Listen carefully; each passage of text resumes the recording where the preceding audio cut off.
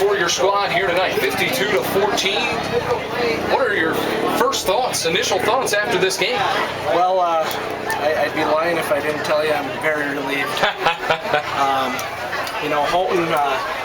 Houghton does a lot of different things. They run an offense that's very gadgety, and it's tough to defend. The game was about momentum swings, and we talked about that before. And when they came back and they went up on us, I was really looking to see how our kids would respond, and they came back and they fought back and they responded exactly the way we'd want them to up here. Coach, nearly 400 yards total rushing in this game. It was not just one person either. Marquise Pajuri, over 100 yards in the game. Brandon Benda, over 100 yards in the game.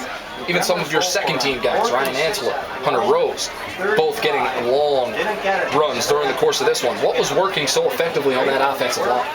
Well, I think we really stressed this week that them offensive linemen, once they engage a man, to absolutely stay with them until you hear whistles. And I think them guys did a good job tonight. We were able to get, some rotations around a little bit at the tackle position, and we were able to exploit a little bit of their defense. I have to give credit to the guys up here in the booth. They did a fantastic job of pinpointing where they were lined up on defense, and that allowed me to pick the correct play.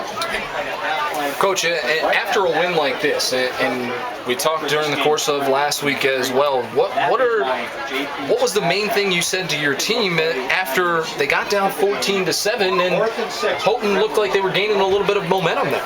Never give up. That's our I guess our mantra here. If you wanna look at it, we're not going to be the guys that give in. And you would think maybe it looked like we were down and out, but we got a little offense rocking there, and got back in the game and shored some things up defensively at halftime that really stopped what they were trying to do offensively. Coach, what changed for you during the course of that second quarter? Because it looked like outside of that first drive in the first quarter, they had started to figure you out maybe a little bit on offense, and then getting around the outside more from the middle of the second quarter on. What adjustment did you see that you were able to make? Well, what we try to do, I have a luxury that I have a ton of backs who can run. So if the inside isn't working, we're going to try the outside. If the outside isn't working, we're going to throw the football. And then we'll come back to it and go through it all again. And I just like to, if I see something that's working, I'm going to exploit it. And kudos to Houghton. They scouted us well.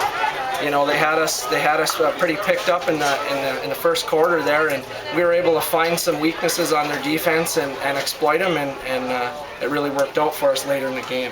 Coach, on the defensive side of the ball, just what did you talk to a little bit about with that defense after you come away with this victory and they're able to once again hold an opponent to 2 touchdowns and keep you guys in the ball game and consistently get stops?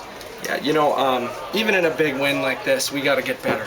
There were some instances where maybe our coverage wasn't quite right, or we allowed ourselves, and that's partially on us as coaches, we allowed ourselves to put certain kids in a bad position, and we noticed it, and we made a change about it at halftime. But it's going to be about getting better this week, playing better on the D-line and picking up those coverages, especially across the middle of the field. Coach John Jessen, Coach, thanks for the time today after the game, and enjoy this win, all right? Thank you, Ryan. I appreciate it. Again, John Jessen, the head coach for the Westwood Patriots football team. Thanks to him for coming up to the booth after a 52-14 win for his team in Week 2. We're going to